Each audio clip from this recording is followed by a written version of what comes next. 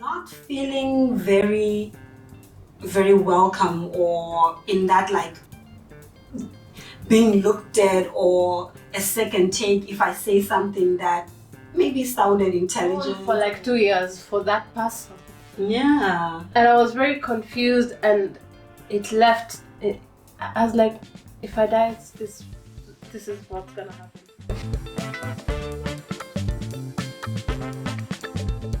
Hello everyone, and welcome to our first episode of African Lives Abroad. My name is Kate Nilanda. And I am Fadzi. Well, today we have a very interesting topic. Today we're looking at culture shock. Well, I actually think it's a great place to start because as Africans living abroad, the first thing you experience when you go somewhere new generally is culture shock.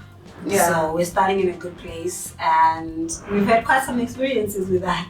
Yeah, speaking of experiences, what have been yours? Oh, so I'm from Zimbabwe, and you're from?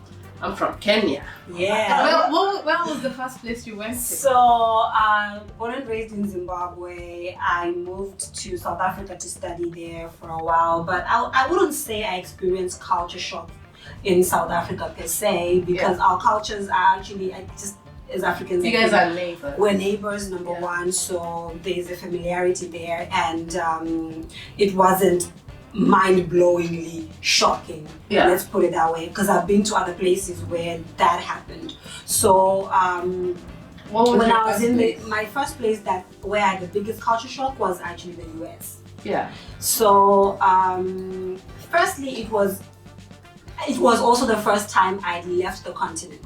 Okay. So I wasn't used to not being the majority, because in Africa it's black people everywhere. Yeah. So going to a country where I suddenly am a minority, that was already shocking in the first place.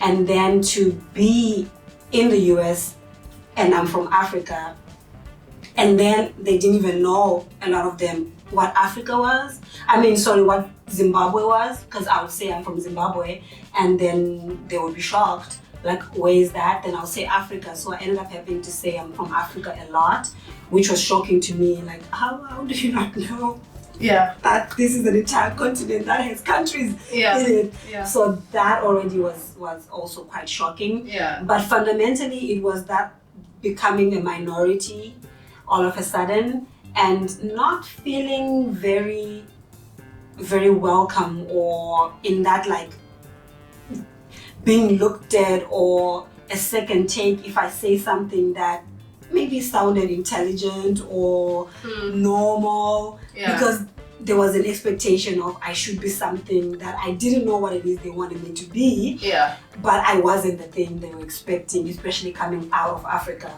so to speak. Yeah. So that was very shocking for me to experience how other people were experiencing me being African in that place. Interesting. Yeah, what was your first experience of culture shock? Well, I have my notes here. I love that you've taken all the notes. Because it's a lot, so I had to compress them. Mm-hmm. Absolutely, we love that. We love thinking through things and jotting down your notes. I've got mine too. Right at the back. So for me, actually, I had traveled a lot before, but Sweden was not the country that I settled in first. Mm-hmm. And Sweden.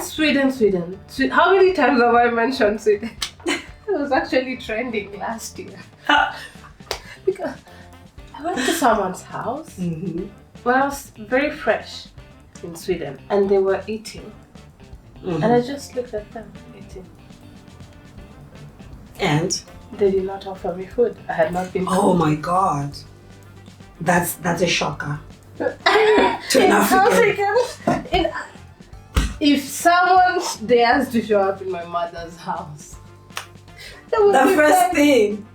They will be overfed. Exactly. Fed. If they don't eat, my mother is offended because it's also about her. Exactly. She will also pack fruits for this person. I don't know. It's a big thing. Yeah. Culture shock is just culture shock has nothing to do with whether or not internally you actually feel like you're progressive or you're not progressive. Yeah. Culture shock is you've been living in this specific culture for so long and things are done this way Yeah. that when you go someplace else and you It's see different. things happening differently, Yeah. it just shocks your system. You've really There's no right. explained There's this. no right or What, wrong. what are you about to tell us on Right. camera? Because so I get so I'm in the US and friends and that at least that I initially met, Yeah. there's no like their moms are not cooking at home. There's a lot of ordering food Okay. in Yeah. and a lot of eating out. Yeah. For which in Africa eating out is like an occasion. What did you Yeah. graduate? Yeah. You know, is Yeah. it your birthday? Yeah. What wonderful thing happens, then we can justify like eating out. But at that time Yeah. I was just like, and then I ended up saying to one of my friends, so like your mom doesn't cook? And he was like, oh no, my mom is not really like, she doesn't really cook. Yeah. And now, you know, I get it. There are women who cook, there are women who don't cook. But most African women they're the ones in the household cooking. Yeah. So I was really, in the beginning, I was just really shocked by that. Because then they would offer, okay, do you want some takeout and things like that. And also just the idea of having a lot of takeout all the time. You 'Cause, have rich friends though. but the thing Ordering is food that, abroad every day is so expensive. I don't know. I cannot relate no, to this. but no, not that, but also the fact that takeout is affordable in many other countries. It's not as affordable in Africa. Or even in Europe. It's just affordable in America. But and like in China. the US, people, because also the quality is not. It's Yeah. not like the takeout. I mean, the if you're quality ordering is that. McDonald's, You know, it's like maybe they're ordering in Wendy's or something like yeah, that. yeah, Right? That's a different story. that's true. Yeah. Right? So, because then going to cook means you have to buy all these ingredients and all this stuff, and that is expensive in America. Yeah. At least, I think in the US is the first place I ever ate like GMO something, Yeah. genetically modified. So I remember the first day I was with a friend. We were walking in the streets in New York, and I was like, okay, maybe let's stop at this. We stopped at this like food shop Yeah. kind of Yeah. place, and I had never in my life seen an apple that was like this. And it was like waxy shiny, like all the apples, Yeah. green ones, red ones, like perfectly round and so big. It's rare to just find a perfect, like what we call perfect fruit, Yeah. right? And for like an apple to be that red and that big, because I was wondering what's in it, you know, what is in this thing. And so my friend was like, do you want like this? I was scared. I was like, no, I don't want it. Yeah. Yeah. I was literally afraid because I thought to myself, why is it like It's so big. 4 times bigger than a regular apple? Yeah. What happened? And why is it that shiny? Like who is We polishing? need answers. Who is polishing these apples that it just didn't look natural. So Yeah. No, food generally is tasteless outside what I know. Although we've also been away from the continent for a while, so we don't know what is happening down there in Wakanda. And the changes too, that's the thing. Because Yeah. you know, with food, it's all about how your taste buds are wired, so to speak. Yeah. So I remember sometimes like going back home to visit Yeah. and like you're rushing for your favorite food, Yeah. and then it just doesn't quite hit the doesn't. same. It doesn't Because slap. it doesn't slap like you should be slapping. But the other thing that really frightened me in Sweden, I remember that one happened to someone very close to me, is how matters of life and death are handled. Someone close to me lost their parents. Well, when you lose someone in Kenya, the way we mourn, first of all, you just break down, you need some days off work, spend a whole week, everyone comes around you, they comfort you. In Sweden, I think you take 2 days off then you go back to work.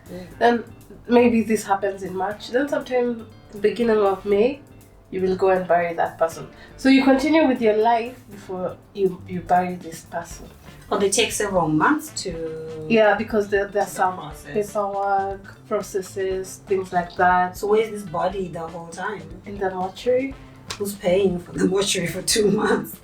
I'm never quite remember who pays for that, but Sweden is a developed country, so I don't think it's a lot of it. But still, the way I mourned for like 2 years for that person. Yeah. And I was very confused, and it left. I was like, if I die, this is what's gonna happen to me. Yeah. But with time, it changed the way I think about life after death, because I'm like, the person who died doesn't even know, and they don't care. So. I guess so. Yeah. But what was did you find it It was shocking. shocking? Yeah. Number one. Yeah. But what was the shock factor for you? Because the person who now this close person who's close to me, they didn't mourn the way I wanted them to mourn. Right. Yeah. Right. The way I mourn in my culture is the way everyone should be mourning, okay? You should roll on the floor. Cry and scream and everything. Yeah, and You know? Yeah. I was like, cry, and they were not crying because it was a lot. It's still a lot, even when I talk about it right now. It is shocking. I think, I've lost both my parents actually. And so from a person who was at that experience, I would need time. Yeah. And maybe because I'm already African. Yeah. So I understand that because we give each other that room and that time to mourn, to grieve, to let it out. Yeah. And it's still a lot. Because even after you do all of that, when people are around and stuff, there's still a whole other process to go through when people leave. And now you're just supposedly going back into normal life and that. So I often wonder about, how I see other cultures mourning when people pass on. Yeah. We can't say for sure because we don't know what they're experiencing inwardly. Yeah. But having gone through the process of loss and grief, it's so much that at some point you need a release. Yeah. And I wonder when people don't have that, how that is affecting them and their psyche and all of that. But I think because that's what they know, they're not missing out. Yeah. They probably wonder the same about, are these people mad? What's with all the wahala around the funeral? Why are people screaming and that? Yeah. Oh my god. Oh, so anyway, final one for me was a Swedish. In my stay in Sweden is Swedes have a very unique way of communication style. Is very unique. Let's just say they speak fluent, passive aggressive, and me coming from Kenya. Passive aggressive is not my kind of language. We speak aggressive. If we're being aggressive, we're going there. Yeah, like if I want to say, someone told me like, you may come to my birthday if you want. I'm like, what do you mean? What if I don't want? Like, if you invite someone to your birthday, don't give them options. Just because especially if they're introverted, because they might not show up. And I said I don't want it because aggressive. Yeah. What about you? I haven't had an experience, let's say, I've had an Communication experience with style. communication style. Yeah. Oh, lots of misunderstandings. Can you say misunderstandings? Yeah. But was it based on culture shock? Because misunderstanding can be because of language barriers. Both. Yeah. Culture shock and language barrier. So I would say here in China, around the idea of are we doing this or are we not doing this? Because the Chinese have a maybe and their maybe is a no. But because they're not very direct in some cases and it's impolite in their culture to say no directly. Yeah. So they don't say a no, they will say maybe, perhaps. But I didn't know in the beginning that if somebody maybes you or perhaps you, that's a no. Yeah. So then I'm following through. Like, okay, Yeah. and then they feel impressed. Yeah. Like because in their mind they have said no, so why am I continuing to push it? Yeah. And to me they said maybe. Yeah. So it's a real maybe. Yeah. And so I'm pushing because now I'm thinking, is it because of time? Yeah. Do you need a different to do this thing? Yeah. Or do you need more time to get ready on it? Yeah. Do you need extra information? What do you need? And they keep, maybe. And then I'm getting frustrated. Why are you maybe me all the time? Until I realized, if it's a yes, it's a yes. And if it's a no for them, it's a maybe. So now I get it. Did they if ever say no? They don't have the guts to. They don't really say no, especially if they don't know you. Maybe when you get to be friends or now you're really familiar with each other, then a friend of yours can then say to you, no, I don't want that. But there's still that. I actually experienced that, but with the Chinese, even before I moved here. But I was in Sweden and I would always wonder, what is going on then? Yeah. So when I came here, it wasn't really a culture shock because they already... So I just asked someone. So how do you feel it's shaped you or... Oh, culture shock is good. Because now it humbles you and you realize that, first of all, I don't know what I know, and what I know is not even gospel. Thank you for that. Yeah, like culture shock, different cultures, living with different cultures made me realize we're just like animals. Even as human beings, we're like animals. We have the lions, we have the cheetahs. Of course, we are the lions, and we are probably also the cheetahs. Brag a lot. Bragalicious. Yeah, but I think it has shaped me. It has changed how I look at the world, and it has humbled me to be able to live with other people. Absolutely. Yeah. For me, it also humbled me a lot. It taught me that I don't know what I think I know. Yeah. And that what I thought was absolute was not. Yeah. And what I thought was common, because I'll be expecting common sense to do is not this. so common. And then I realized, it's not so common. And then why am I thinking that it should be common? Yeah. Because I remember here the process of integrating was very difficult for me mentally and emotionally, because as opposed, I think, to many other places in the world, China has been a lot more closed for longer. Oh yeah. And so really opening up to people and understanding how things work, it was a real type of shock. We actually have decided, because China is a whole other new thing, that we're gonna have China episodes on their own, because it's very unique, it's very different, It grows you the most, though. Yeah, so I guess that's it for today. That's it for today. Thank you for watching. Subscribe. What else should they do? Follow us on Instagram. Pinterest. Apparently.